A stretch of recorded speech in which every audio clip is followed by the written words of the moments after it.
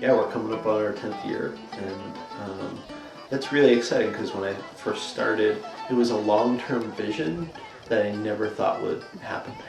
so 10 years feels really great. Hopefully someday I won't even be there, you know, hopefully it'll be handed off and people will still be a part of Wolf Tree, and I'll have given Wolf Tree back to the people. So there's an old saying in the primitive skills world, it's no more, carry less. So I would take my understanding of an edge over that night any day of the week. So what we're doing at Wolf Tree is we're renewing relationships to the land, to each other, and to community. We do that in the natural world, and we connect kids and adults deeply with nature.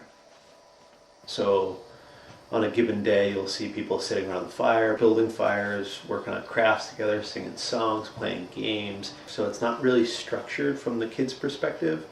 So my goal is to get people to participate in nature in that way and to not be pressured to learn, to do things, to understand things in a certain way, but to just relax into nature so we can become better stewards of the land. I'm feeling grateful for our abilities to speak and sight and to hear, because if we didn't have those, a lot of things that we like to do couldn't be possible. So the first step is to remind ourselves that we're the same more than we are different. So we do that by saying thanks. We're grateful for the sun because we all need it. We're grateful for the food because we all need it. So we get down to the fundamental parts of what it means to be human, and we start at that level and then work up. And then Western culture kind of fades into the background, and there's all of a sudden things are three-dimensional and relational rather than transactional. It's not all just material stuff, like Lauren has a knife, that's a resource, but you're saying that skills are resources and knowledge are resources and all that. Yeah. I like that. We've had a lot of really cool conversations here about things like trust and stuff, and so I feel like I have a greater understanding and yeah, I don't know, it just has taught me some about how to be. I think it's a place where you can come together and teach each other and learn from each other, and where you can share things with each other and bring new things to the group. Yeah, it's belonging, it's dependency, being dependent on each other because we can't do it alone. That's the biggest challenge to the Western views of independence and individualism. It's more is what we're doing right now good for the people? I'm feeling grateful for decay and decomposition and the lovely leaves and my leftover food that turns into fine loam for my garden. And it's also a call to your best self. So it's, am I showing up and conducting myself in a way that supports the life, essentially, the other people in the community and the natural world.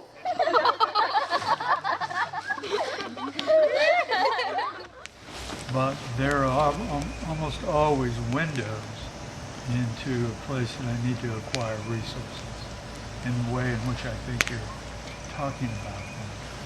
And now I look back and that is some of the richest content of my life comes from acquired resources.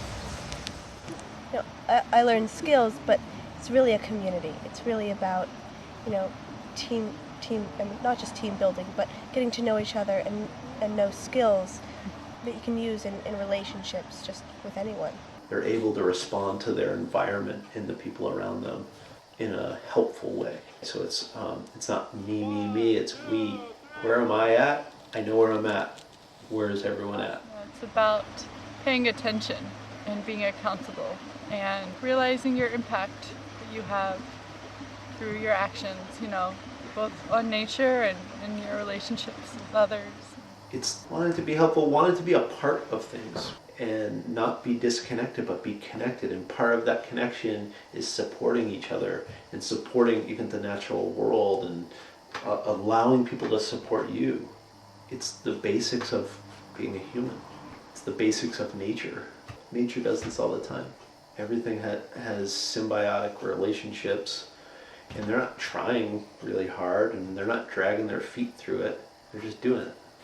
There's a real seeing of each other and a real recognition of the fact that everyone is equal because they are different, and that everyone has worth and value because of their differences and because of their unique place as a part of the natural ecosystem, as a part of the community, as a part of the moment, the experience that they share. 1, 2, 3, pull! So I love the days when we're all circling around a fire and maybe I'm working on a bow or an arrow. Somebody else is making a basket out of dogbane cordage. Others are finding owl pellets, pulling them apart, looking at the skulls, identifying animals, and we just get in this rhythm together. It's like play, it's like work, and it's connection and community. I think we see really amazing things in kids over time who are just, they're quenching a thirst that they have or didn't even know that they had. So they're being seen and validated by adults in their world. They're able to do things that they want to do and not be shamed or told not to do it. And so the younger kids, it's a lot about fun, play, being goofy, just getting outside, being able to get muddy, catch frogs, like just that real play, classic kid energy.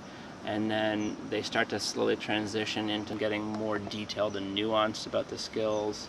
And then the questions they start to ask about themselves, about life, start to grow and change. You can't have like this experience anywhere else. You try to do it outside of Roost, you can't. You have to be in this one group of kids that decided to be in this group. To the kids, it appears like they're just having fun in the woods, right? But to the teens, they start to see what's actually happening. They start understanding it from an adult's perspective. And then they start getting curious about, well, yes, we're having fun in the woods, but there's more to it. What is that? Oh, this is thought out. And we kind of give them a different understanding of the world from an adult perspective. And the bar gets really high for service and what we expect of them and what we ask of them. I see the teenagers here taking responsibility to the top. I mean, they want responsibility and they'll take as much as we'll give them. And that allows the staff to look at a bigger picture, and it also gives the younger ones an opportunity to connect with the older ones and be coached and move through. And it's cool to see the stories and the traditions that have been created and get passed on from one generation of kids to the next generation of kids and adults through the programs through the years. And when kids become staff, they're able to participate in the program and lead children in a way that is completely embodied because they grew up like that. There's all these ways in which they're sensitive to the group and see the big picture and are able to have what we call owl eyes and not ever lose sight of what's happening. And they're teaching young ones and bringing them up through those traditions. That's the long-term regenerative model that we're going for. For the past 2 years, I've staffed at Rootlets, which is a program for 6 through 9, and I know from my personal experience, what I get out of it is, it's so rewarding. It's like getting to share a piece of yourself that would not normally come up in, like a Western society. What I'm seeing happen here lately is a continuation of life stages and a development of culture through tradition, skills, knowledge of place, and that culture is now taking a life of its own. And there's this really organic flow of decision making and teaching and honoring culture. I imagine some of those cultures had to start in this way again.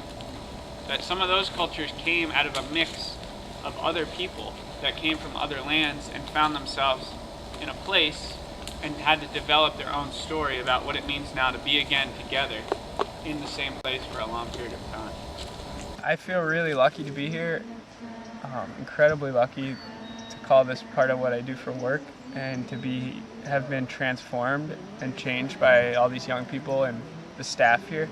And I want to encourage anyone to realize that this is within them, that they can follow their intuition and ask the forest for help and guidance and call on their community, their people that they know, to start creating or continue creating the life they want to live. I really want this educational experience to be for everyone. I want everyone to have the opportunity to learn about what it means to stay with themselves and with others and with an experience through challenge, and to build resilience and compassion, and to be able to get muddy. You want some?